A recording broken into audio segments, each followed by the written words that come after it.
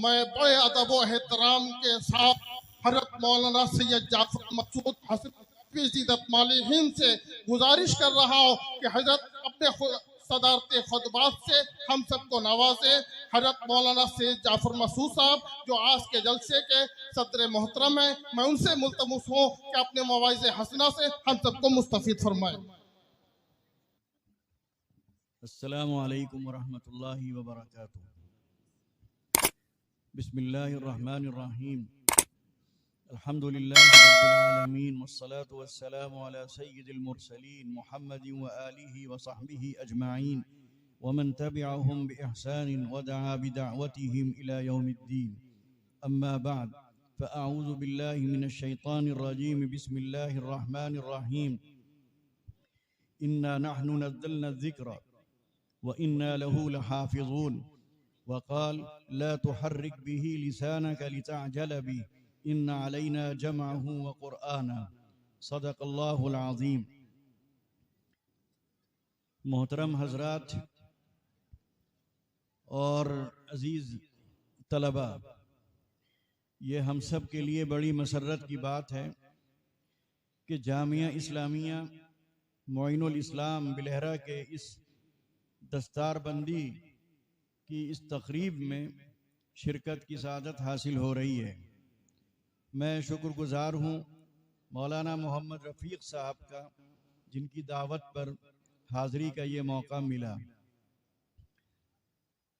मुझसे पहले कई बड़े उलमा और फुज़ला ने आप हज़रात को ख़िताब किया और बहुत तफसील के साथ ख़िताब किया, और उनके ख़िताब में तकरीबन वो तमाम बातें आ गईं जिनका कहना इस मौके पर ज़रूरी होता है। रात बहुत लंबी हो गई है और ज़्यादा देर तक जगने में इस बात का ख़तरा होता है कि फ़ज्र की नमाज ही छूट जाए। तो जलसा हो जिसकी निस्बत कुरान करीम की तरफ हो, मदरसे का प्रोग्राम हो, और देर रात तक चलने की वजह से नमाज में सोते रह जाने का अंदेशा हो, तो ये मुनासिब बात नहीं है। इसलिए मैं मुख्तसरन कुरान करीम की इन आयात की रोशनी में आप हजरात के सामने कुछ अपनी गुजारिशात रखूँगा। सबसे पहले तो मैं उन तलबा को मुबारकबाद देता हूँ जिनको अल्लाह ताला ने कुरान करीम की इस दौलत से नवाजा। उसके बाद उनके माँ बाप को मुबारकबाद देता हूँ कि अल्लाह ताला ने उनकी औलाद को ये नेमत अता फरमाई। उन असातिज़ा को मुबारकबाद देता हूँ जिनकी कोशिश से वो कुरान करीम हिफ्ज़ करने में कामयाब हुए। मैंने आपके सामने कुरान करीम की एक आयत पढ़ी, इसमें अल्लाह ताला फरमाता है जिम्मेदारी है। ये दो आयतें सामने रखिए जिसमें कहा गया कि कुरान करीम को नाजिल करने वाले हम हैं और हम ही उसकी हिफाजत करेंगे। अब आप ज़रा सोचिए कि कुरान करीम की हिफाजत का इंतज़ाम अल्लाह ताला न जाने किन किन तरीक़ों से कर सकता था। वो कुरान करीम की हिफाजत जानवरों से भी करा सकता था, चरिंदों से भी करा सकता था, परिंदों से भी करा सकता था, मछलियों से भी करा सकता था, फरिश्तों से भी करा सकता था, जिन्नातों से भी करा सकता था, पहाड़ों से भी करा सकता था, दरख्तों से भी करा सकता था, नहरों और दरियाओं से भी करा सकता था। वो जिसको हुक्म देता, जिसको याद करवाता, जिसको तौफीक देता, जिस पर अपना ये फजल करता, वो हाफिज बन जाता। दरियाए गोमती भी हाफिज बन सकती थी। दरियाए सई नदी जो रायबरेली में बहता है वो भी, गंगा और जमुना भी हाफिज बन सकती थी।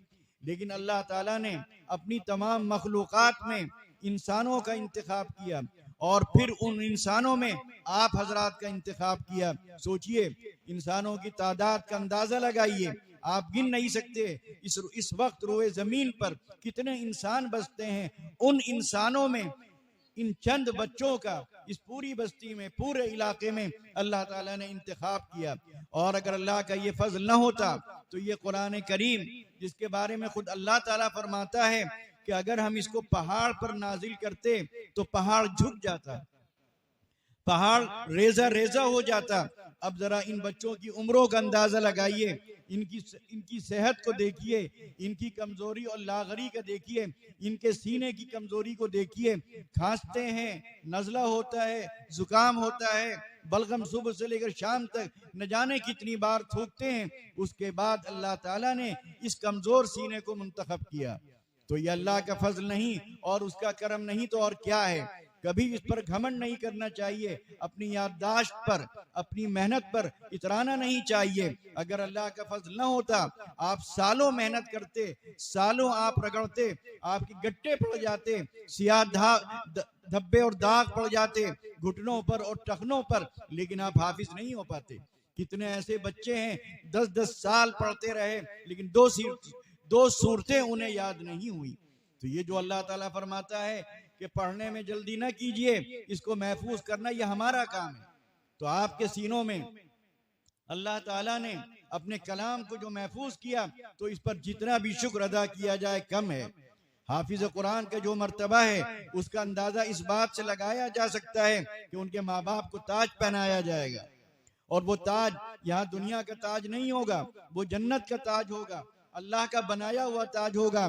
क्या उसका आलम होगा, क्या उसकी चमक होगी, क्या उसकी दमक होगी, क्या उसकी कीमत होगी, हम उसका अंदाजा लगा नहीं सकते।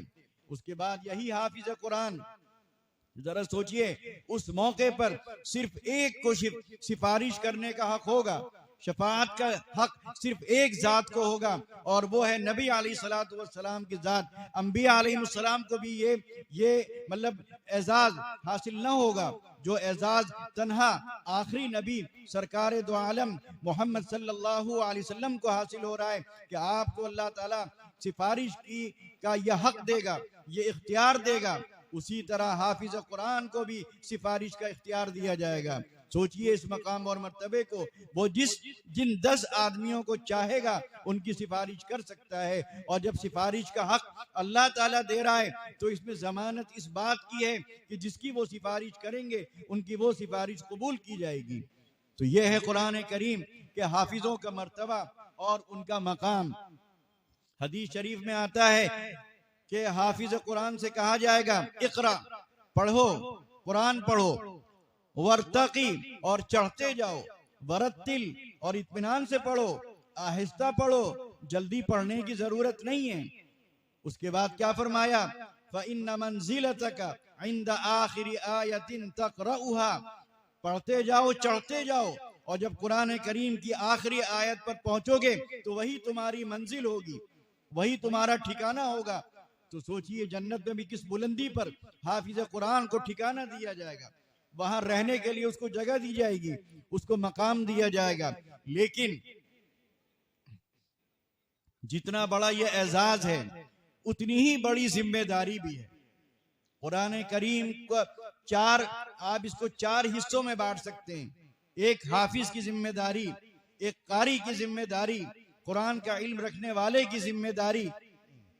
पहली तो यह है कि वो कुरान पढ़े, और पढ़ने का जो तरीका है उस तरीके के साथ पढ़े, तजवीद के साथ पढ़े, सही मखारिज के साथ पढ़े, सही तलफ्फुज के साथ पढ़े, अच्छे लहजे में पढ़े, अच्छी आवाज के साथ पढ़े। ये पहला हक है।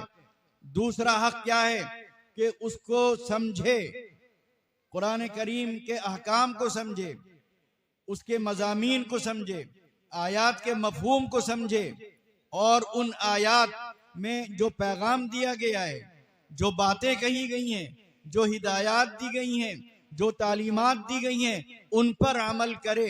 ये दूसरा काम हुआ। पहला काम पढ़ना, याद करना, और कुरान करीम के पढ़ने का जो अदब है उस अदब के साथ पढ़ना, उस एहतराम के साथ पढ़ना, खुदा को हाजिर और नाजिर जानकर इस यकीन के साथ ये उसकी आखिरी किताब है, उस यकीन के साथ उसकी तिलावत करना, उसमें तवाज़ो हो, उसमें एहतराम हो, उसमें अदब हो, उसमें अज्र सवाब की उम्मीद हो।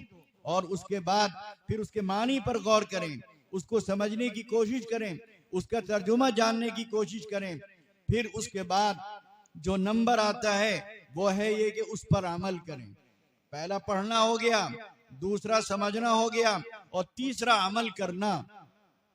अगर आपने अमल नहीं किया तो आपको आपका हिफ्ज कोई फायदा नहीं पहुंचाएगा, ये तिलावत कोई फायदा आपको नहीं पहुंचाएगी, बल्कि और आप खतरे में आ जाएंगे कि कुरान करीम याद करने के बावजूद, उसको समझने के बावजूद, उसको पढ़ने के बावजूद, उसका इल्म रखने के बावजूद, हलाल और हराम जानने के बावजूद, खैर और शर को समझने के बावजूद, दीन और दुनिया से वाकिफ होने के बावजूद, जन्नत और दोज़ख का तज़किरा सुनने के बावजूद, अक़वाम पिछली कौमें जो गुजरी उन कौमों के वाक़यात जानने के बावजूद, अंबिया अलैहिमुस्सलाम के किस्सों से वाकिफ होने के बावजूद, अगर आप उस पर अमल नहीं कर रहे हैं तो आपको वो गुनाह होगा जो एक जाहिल को शायद न हो, न जानने वाले को न होगा, वो आपको होगा। अल्लाह ताला की पकड़ से, उसकी गिरफ्त से और उसकी सजा से और कुरान करीम की इस नाकदरी से, बल्कि उसकी तौहीन से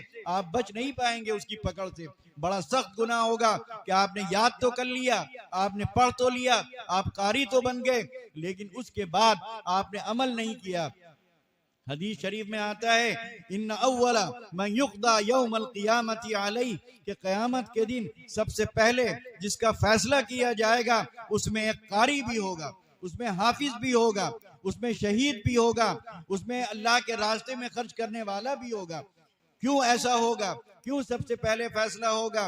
क्यों सबसे पहले उसको तलब किया जाएगा? बुलाकर उससे पूछा जाएगा, हाफिज कुरान से पूछा जाएगा, कारी कुरान से पूछा जाएगा, ये बताओ मैंने तुम्हें ये नेमत दी, मैंने तुम्हें ये दौलत दी, मैंने तुम्हें जिंदगी दी, मैंने तुम्हें मदरसा दिया, मैंने वहां पढ़ने का मौका दिया, तुमने क्या किया?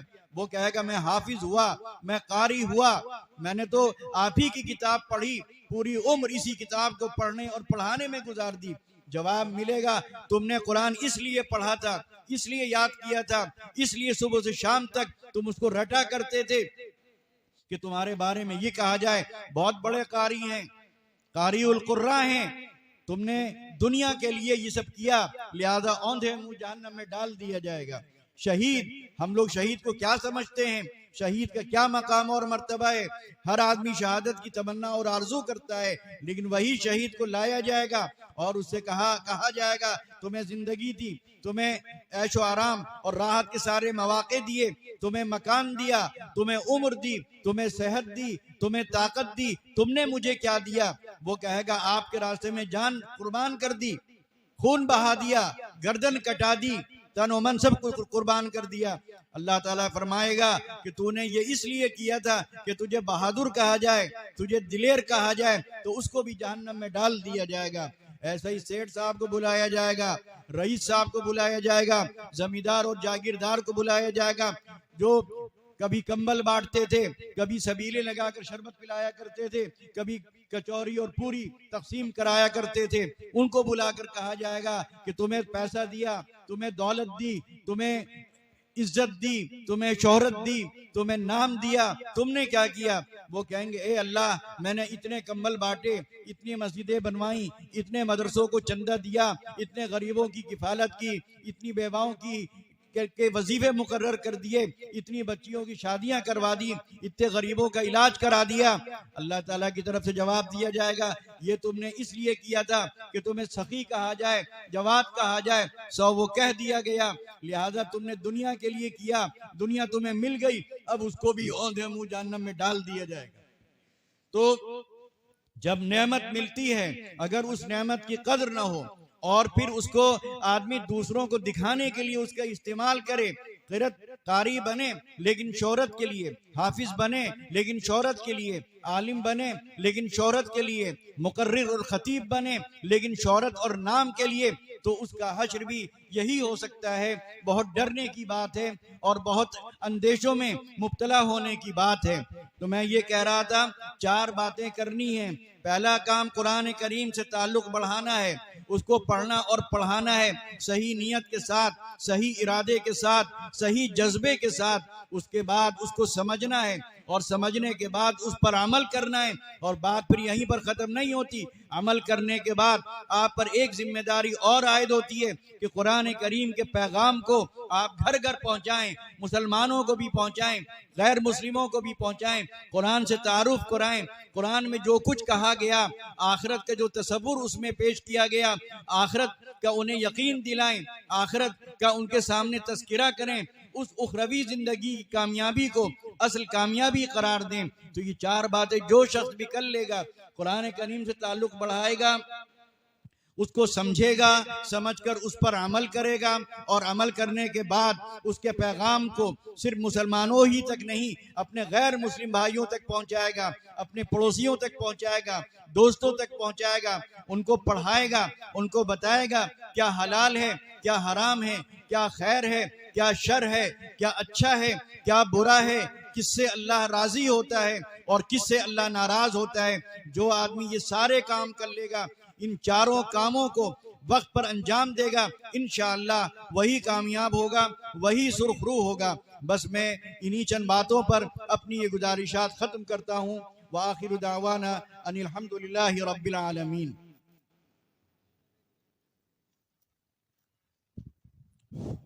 सुभान अल्लाह।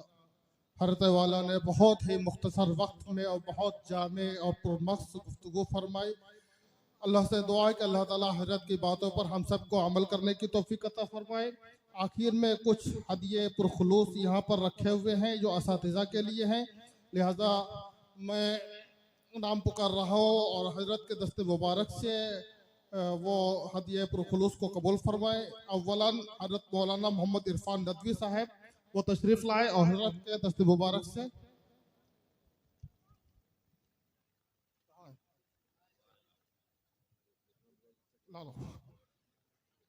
हज़रत मौलाना बिलाल साहब नदवी वो भी तशरीफ़ ले आवे।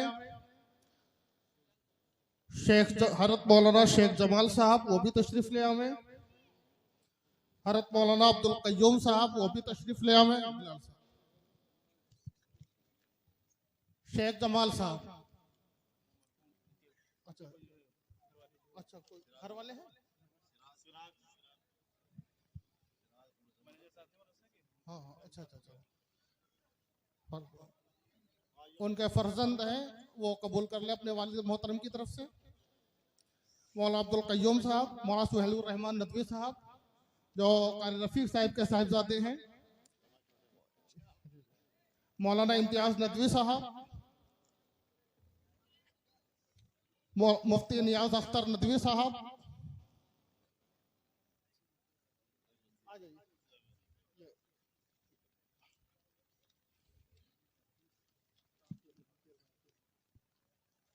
मौलाना अब्दुल रशीद साहब वो कबूल कर ले। ठीक ठीक। कारी निसार साहब, अच्छा अच्छा, कोई दूसरा कबूल कर ले। अब आप और हम सब के मुरब्बी व मुशफ़िक़ मदरसा इस्लामिया में इस्लाम के मुहतमीम हज़रत मौलाना कारी मोहम्मद रफ़ीक साहब नदवी, उनके लिए तोहफ़ा हज़रत के हाथों से कबूल फरमाए। और ये सारे जो तोहफ़े आप देख रहे हैं, ये आलिया ऊला के फ़ारगीन तलबा की तरफ से इंतज़ाम किया गया है और उनकी तरफ से अपने असातिज़ा को पेश किया जा रहा है। क्या नाम है?